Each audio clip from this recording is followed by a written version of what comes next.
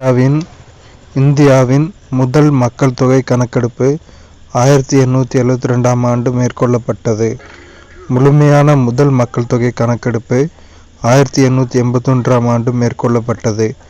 நாட்டின் 15வது மக்கள் தொகை கணக்கெடுப்பு 2011ஆம் ஆண்டு நடைபெற்றது.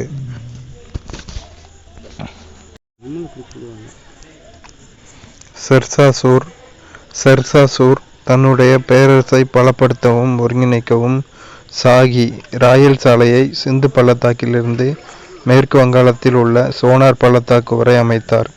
கொல்கத்தாவிலிருந்து பெசாவர் வரை உள்ள இச்சாலை ஆங்கிலேயர் ஆட்சி காலத்தில் கிராண்ட் ட்ரங்க் சாலை என பெயர் மாற்றம் செய்யப்பட்டது.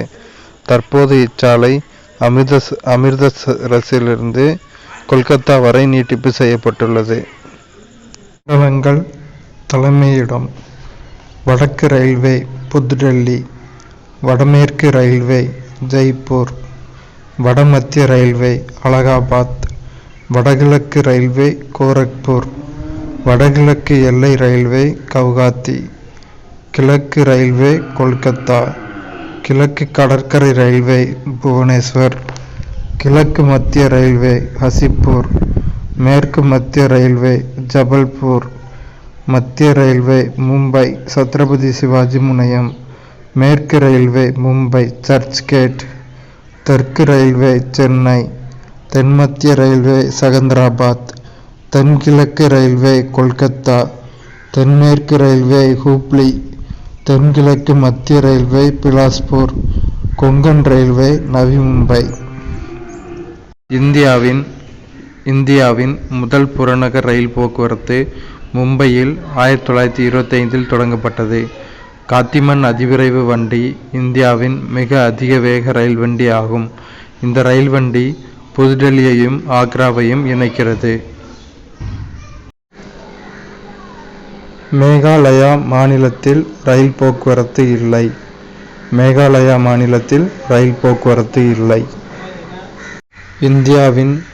இந்தியாவின் தேசிய நெடுஞ்சாலை ஆணையம் NHAI 1995இல் நிறுவப்பட்டது.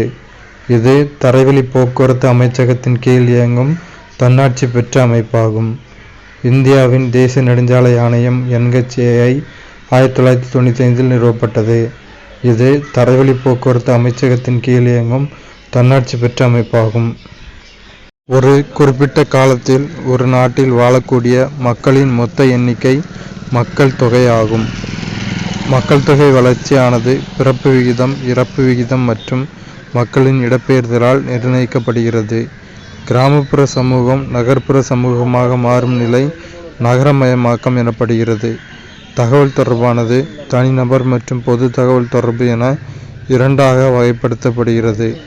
வணிகம் என்பது பொருட்கள் மற்றும் சேவைகளின் பரிமாற்றம் ஆகும். இது உள்நாட்டு வணிகம் மற்றும் பன்னாட்டு வணிகம் என இருவகைப்படும். ஏற்றுமதி மற்றும் இறக்குமதி சர்வதேச வணிகத்தின் முக்கிய கூறுகளாகும்.